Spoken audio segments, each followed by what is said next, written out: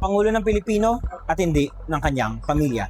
Yan ang sinabi ni President Marcos matapos pangalanan ng kanyang pinsan na si former House Speaker Martin Romualdez bilang sangkot sa malawakang katiwalian sa flood control projects. Sa kanyang ikalimang State of Nation address, binigla ni Marcos ang joint session ng Congress dito sa Batasang Pambansa matapos simulan ng kanya't halos 1.5 oras na speech sa pag-announce na kakasuhan na ng Ombudsman ang dating House Speaker, ang kanyang pinsan. Masakit man sa akin ito, ngunit kailangan nating gawin ang tama.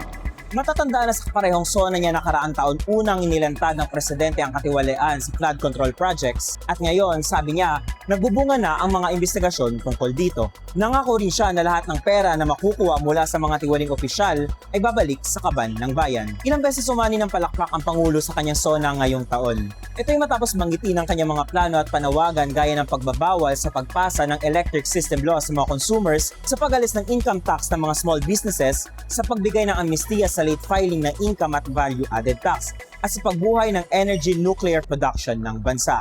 Umani rin ang palakpakan ng Pangulo matapos panindigan na hindi sakim, hindi racist at hindi sinungaling ang mga Pilipino na alam naman natin na may kaugnayan sa recent na video na inilabas ungkol sa West Philippine Sea.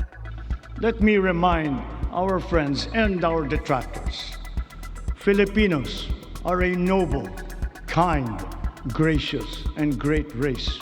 We are not greedy. We are not racists. We are not liars. We are respectful. And we are dignified. We are Filipinos. And we do not yield.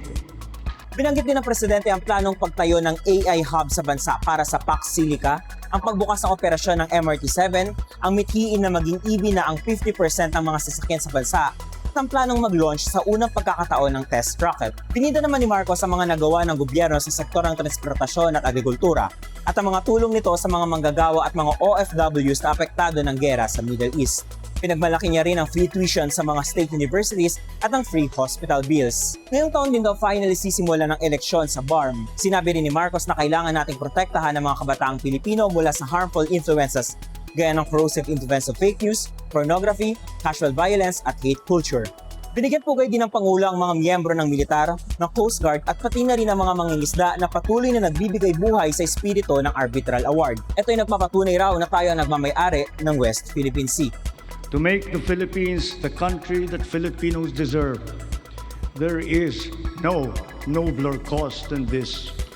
We do this for our children. We do this for our future. We can but do this because we love our country and we love our people. I'm Joseph Pedras, Senior Reporter from Manila Bulletin.